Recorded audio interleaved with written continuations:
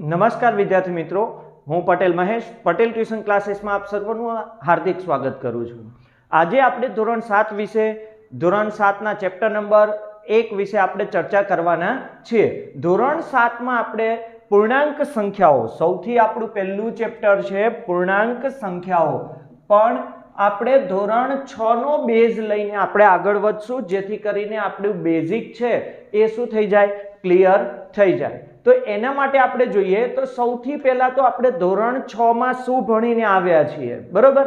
તો ધોરણ 6 ના આપણે સંખ્યા રેખા, પૂર્ણ સંખ્યાઓ, ત્યાર પછી પ્રાકૃતિક સંખ્યાઓ, રેડી? ત્યાર પછી સંખ્યા રેખા, ત્યાર પછી સરવાળાની નિશાનીના નિયમો ભણીને આવ્યા છીએ। આ બધું આપણે અત્યારે શું કરીશું, રિવિઝન કરી લેશું, જેથી કરીને આપણને ચેપ્ટરમાં કોઈ જ તકલીફ પડે નહીં। સૌથી પહેલામાં પહેલું આપણે સંખ્યાઓ ભણવાની છે। શું ભણવાનું છે? સંખ્યાઓ। તો સંખ્યા કોને કહેવાય, કેવા પ્રકારની સંખ્યાઓ હોય? તો સંખ્યાઓના આપણે બે પ્રકાર ભણીને આવ્યા છીએ, પહેલી પ્રાકૃતિક સંખ્યા અને પૂર્ણ સંખ્યા। હવે એનાથી આગળ આપણે પૂર્ણાંક સંખ્યાઓ વિશે ભણવાનું છે। તો સૌથી પહેલા આપણે સંખ્યાઓમાં પ્રાકૃતિક સંખ્યા, હવે પ્રાકૃતિક સંખ્યા કોને કહેવાય એ સમજવું ખૂબ જરૂરી છે। તો જે સંખ્યા સમૂહમાં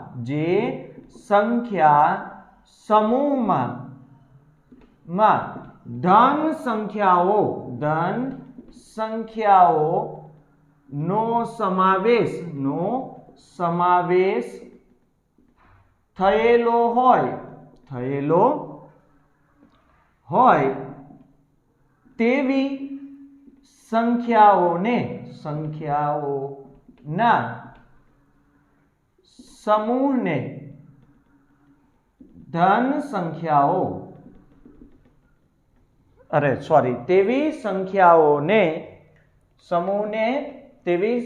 સંખ્યાઓના સમૂહને પ્રાકૃતિક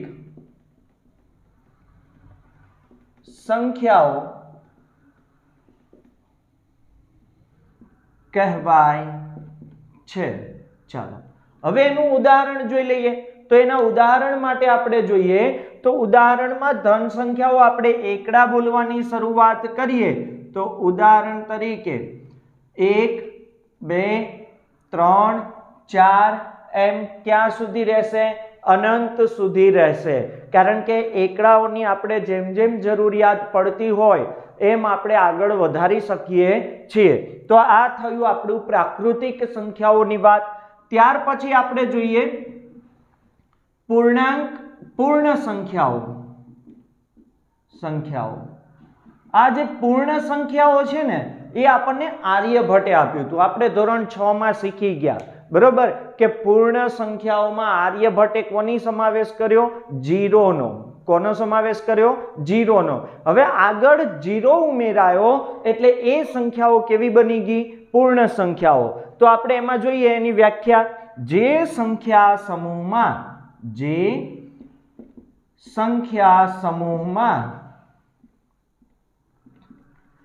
ધન સંખ્યાઓ અને જીરો, કૌંસમાં આપણે શૂન્ય લખી નાખીએ, શૂન્યનો સમાવેશ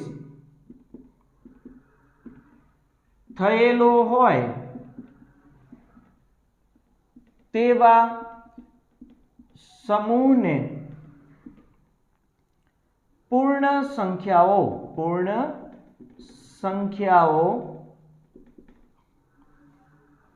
કહે છે। ચાલો ક્લિયર? તેને પૂર્ણ સંખ્યાઓ। હવે તેનું આપણે ઉદાહરણો જોઈ લઈએ કે એને ઉદાહરણ તરીકે કઈ રીતે લખાય। તો ઉદાહરણ તરીકે ચાલો હવે આપણે એને સમજતા જઈએ અને લખતા પણ જઈએ। રેડી?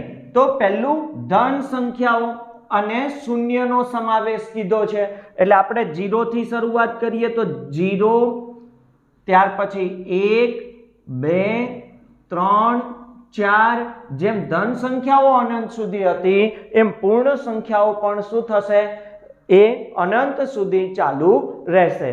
તો આ થઈ આપણી ધોરણ 6 ની વાત। હવે આપણે ધોરણ 7 ની વાત કરીએ તો ધોરણ 7 માં આપણે સંખ્યા રેખા 6 માં સંખ્યા રેખા સમજ્યા હતા એ જ પ્રમાણે ધોરણ 7 ની પણ વાત કરવાની છે। તો એમાં જોઈએ તો પૂર્ણાંક સંખ્યાઓ, પૂર્ણાંક સંખ્યાઓ। હવે પૂર્ણાંક એટલે શું તો આપણને સંખ્યા રેખાની સંખ્યાઓ ખબર છે, ધન સંખ્યાઓ, 0 સંખ્યા અને માઇનસ સંખ્યા। રેડી? તો અહીંયા 0 અને ધન સંખ્યા આવી ગઈ, કઈ સંખ્યા બાકી રહી? માઇનસ।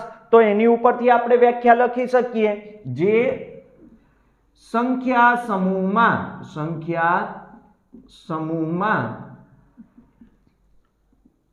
ધન સંખ્યાઓ, ધન, 0 અને ઋણ સંખ્યાઓનો સમાવેશ થયેલો હોય તેવા સમૂહને પૂર્ણાંક સંખ્યાઓ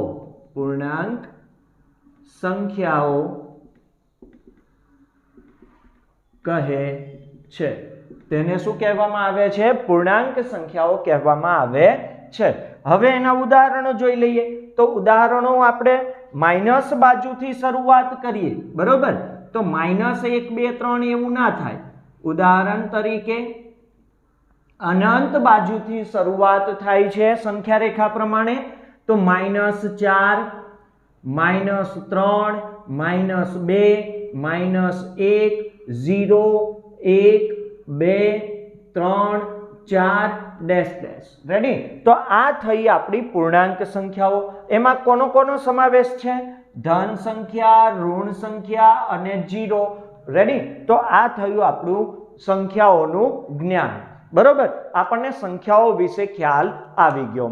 હવે આપણે સરવાળા બાદબાકી કરવા માટે નિશાની અને સરવાળા બાદબાકીની નિશાનીઓના નિયમો જોવાના છે અને સંખ્યા રેખા વિશે થોડુંક સમજવાનું છે, જેથી કરીને આપણને કઈ સંખ્યા મોટી છે, કઈ સંખ્યા નાની છે અથવા એના સરવાળા કરતા આપણને કેવા જવાબો મળશે એના વિશે આપણને તરત ખ્યાલ આવી જાય। જોઈએ સંખ્યા રેખાનો પરિચય। તો સંખ્યા રેખા એટલે શું? એટલે કે જે રેખા ઉપર અંકોને જરૂરિયાત પ્રમાણે આપણે દર્શાવી શકીએ તેને શું કહેવાય? સંખ્યા રેખા। રેડી? હવે એની શરૂઆત છે, ઉદ્ગમ બિંદુ છે, એનું ઉગમ બિંદુ છે એ 0 છે। 0 થી તે બંને બાજુ વિસ્તરેલી છે, ડાબી બાજુ અને જમણી બાજુ। હવે ડાબી બાજુ કઈ સંખ્યાઓ આવશે અને જમણી બાજુ કઈ સંખ્યાઓ આવશે એ આપણે 6થા ધોરણમાં શીખ્યા છીએ, તે છતાં આપણે થોડીક માહિતી મેળવી લઈએ। જેમ જમણી બાજુ જશું એમ ધન સંખ્યાઓ આવશે, 1, 2, 3, 4, 5 એમ અનંત સુધી ચાલ્યા કરશે। અહીંયા -1, -2, -3, -4, -5 એમ સતત શું થયા કરશે? અનંત સુધી ચાલ્યા કરશે। આપણે જે સંખ્યાઓની જરૂરિયાત હોય તેટલી જ સંખ્યાઓનો તેમાં સમાવેશ કરવામાં આવે છે। હવે આની ઉપરથી કેટલાક તારણો નીકળે છે, એ તારણો આપણે જોઈ લઈએ। પહેલું તારણ આપણું રહેશે 1 નંબર, સંખ્યા રેખા પર જમણી બાજુ આગળ વધતા સંખ્યા અને તેની કિંમત એટલે કે મૂલ્ય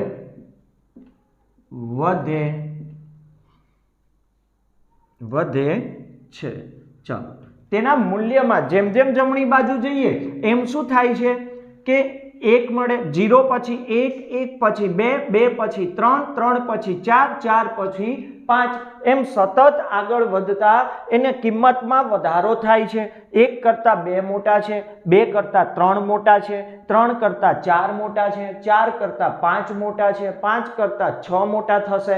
એમ જરૂરિયાત પ્રમાણે આગળ સંખ્યા રેખા લંબાવતા આપણને જમણી બાજુ જેમ જેમ આગળ જઈશું તેમ તેની કિંમતમાં શું થાય છે? વધારો થાય છે।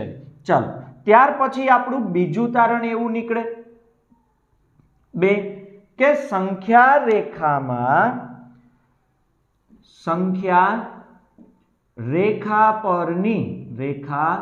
પરની કોઈ પણ સંખ્યામાં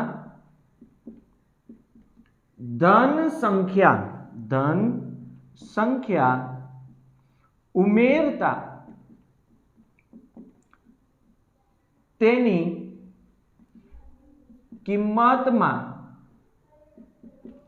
વધારો થાય છે। તેની કિંમતમાં શું થાય છે? વધારો થાય છે। અને સંખ્યા રેખા પર જમણી બાજુ ખસાય છે। ખસાય એટલે જમણી બાજુ જવાય છે। ચાલો, આ જમણી બાજુ માટેના 2 નિયમો થયા। રેડી? હવે ત્રીજો નિયમ આપણો જોઈ લઈએ। ત્રીજી બાબત કે સંખ્યા રેખા ઉપર જેમ જેમ આપણે ડાબી તરફ જશું તેમ કિંમતો વધશે, તેમ સંખ્યા વધશે, પરંતુ તેની કિંમતમાં શું થશે? ઘટાડો થશે। સંખ્યા રેખા પર ડાબી બાજુ આગળ વધતા શું થશે? સંખ્યા વધશે। સંખ્યાનો વધારો થશે, પરંતુ તેની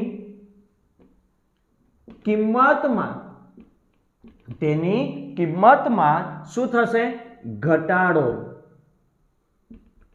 થાય છે। તેની કિંમતમાં આપણને ઘટાડો જોવા મળે છે। જોઈએ કે 0 પછી કેટલા છે ડાબી બાજુ? -1 પછી -2 -3, હવે આપણે -3 પછી -4 -5 -6 જેમ જેમ માઇનસ તરફ આગળ જઈએ છીએ તેમ તેની કિંમતમાં ઘટાડો થાય છે। આપણને એમ થાય સાહેબ 2 કરતાં તો 3 મોટા છે એટલે મોટા જ કહેવાય ને, બરોબર? પણ અહીંયા શું થાય છે? 3 માઇનસ છે એટલે કે એની કિંમતમાં શું થાય છે? ઘટાડો થાય છે। 2 મોટા છે 3 કરતાં, 2 મોટા છે -3 કરતાં, -3 મોટા છે -4 કરતાં। રેડી? -4 કરતાં -5, -4 મોટા છે -5 કરતાં। એટલે કે આપણે જેમ જેમ ડાબી બાજુ જશું તેમ તેની કિંમતમાં શું થશે? ઘટાડો। સંખ્યા વધશે પરંતુ શું થશે? સંખ્યાનો વધારો થાય, પરંતુ તેની કિંમતમાં વધારો નહીં પરંતુ ઘટાડો થાય છે। ચાલો, આ બાબત થઈ। હવે આગળ જોઈએ તો સંખ્યા રેખાની ચોથો નંબર મુદ્દો, સંખ્યા રેખાની કોઈ પણ કિંમતમાંથી અથવા સંખ્યામાંથી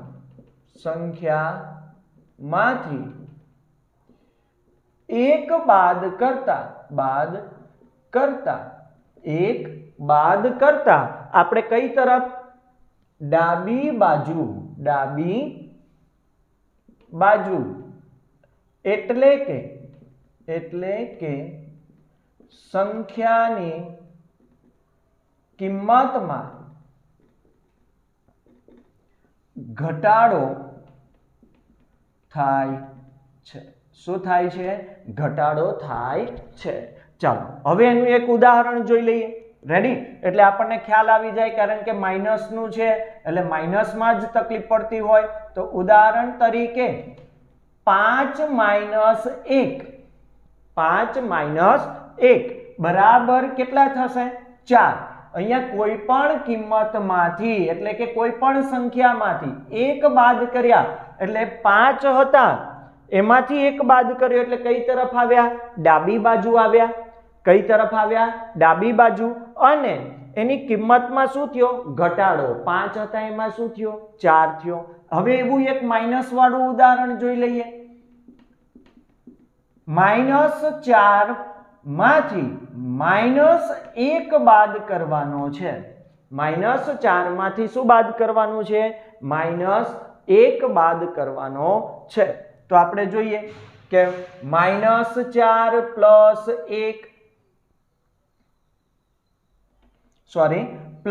1 બાદ કરવાનો છે. બરોબર? 1 બાદ કરવાનું કીધું છે આપણે, એટલે -1 બરાબર માઇનસ માઇનસ પ્લસ 4 ને 1 5, પણ કેવા? -5. મોટી સંખ્યાની નિશાની થઈ. રેડી? હવે આપણે જોઈએ એને સંખ્યા રેખા ઉપર સમજીએ. આપણે પહેલા ક્યાંથી શરૂઆત કરી? -4 થી. આપણો જવાબ કયો આવ્યો? એમાંથી 1 બાદ કર્યો એટલે જવાબ કયો આવ્યો? -5. તો -5 એ 4 કરતા નાના છે. ચાલો ત્યાર પછી આપણું પાંચમો મુદ્દો અગત્યનો જોઈ લઈએ કે સંખ્યા રેખામાં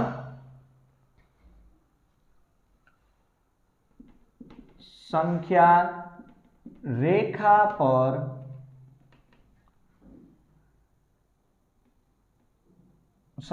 રેખા પર ડાબી બાજુ નાની સંખ્યાઓ અને જમણી બાજુ મોટી સંખ્યાઓ હોય છે. મોટી બાજુ કેવી સંખ્યાઓ હોય છે? જમણી બાજુ કેવી સંખ્યાઓ હોય છે? મોટી. કોઈ પણ સંખ્યા હોય, બરોબર? તમને એમ કહેવામાં આવ્યું હોય કે -2 ની જમણી બાજુ કેવી સંખ્યાઓ આવશે, તો આપણે -2 ની વાત કરવાની છે. એની જમણી બાજુ એટલે કેવી સંખ્યાઓ થઈ? તેના કરતા બધી મોટી. તમને જો એમ પૂછવામાં આવે કે 3 ની ડાબી બાજુ કેવી સંખ્યાઓ, તો બધી જ એના કરતા નાની સંખ્યાઓ હોય છે. તો આટલી બાબતોનું જો આપણે સંખ્યા રેખા ઉપર ધ્યાન રાખશું તો આપણને આસાનીથી આ ચેપ્ટર ખબર પડી જશે. ત્યાર પછી આપણે બીજો ટોપિક જોઈએ આપણો કે સરવાળાની નિશાનીના નિયમો. સરવાળાની નિશાનીના નિયમો. હવે આપણે એના નિયમો જોવા છે. બરોબર? સંખ્યાઓ આપણને 2 પ્રકારની આપવામાં આવે. સંખ્યાઓ કેટલા પ્રકારની આપવામાં આવે? 2 પ્રકારની. એક પ્લસ સંખ્યા અને એક માઇનસ સંખ્યા. કેવી સંખ્યા? પ્લસ સંખ્યાઓ આપવામાં આવે અને એક માઇનસ સંખ્યાઓ આપવામાં આવે. હવે સરવાળાઓ 2 પ્રકારે કરી શકાય. એક સરખી નિશાની વાળા અને એક વિરુદ્ધ નિશાની વાળા. તો આપણે પહેલા સરખી નિશાની વાળા જોઈએ. સરખી નિશાની વાળી સંખ્યા માટે, સરખી નિશાની વાળી સંખ્યા માટે, બરોબર? માટે સરખી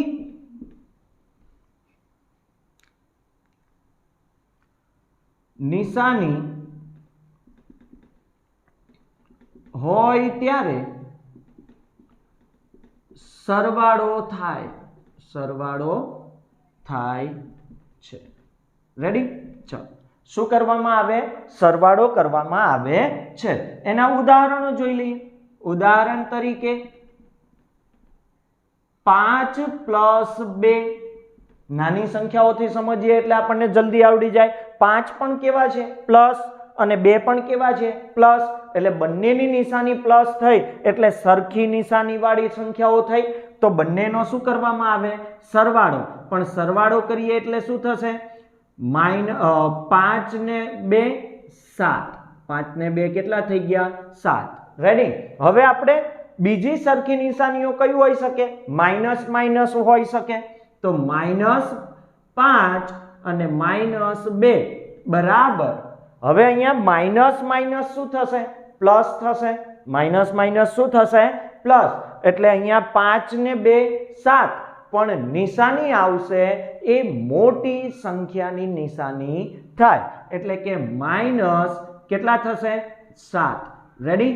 ચલો હવે આપણે અહીંયા -7 મૂક્યા, જો ધન સંખ્યા પ્રમાણે વિચારો તો 5 મોટા છે અને એની નિશાની કેટલી થઈ માઇનસ, એટલે આપણે આગળ મૂકી દીધા -7. ચલો ત્યાર પછીનો એનો બીજો ટોપિક જોઈએ, વિરુદ્ધ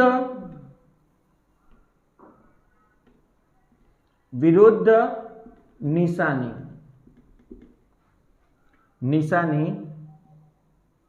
વાળી સંખ્યા માટે. ચલો હવે વિરુદ્ધ નિશાની આપેલી હોય ત્યારે માઇનસ કરવાના. શું કરવાનું? વિરુદ્ધ નિશાની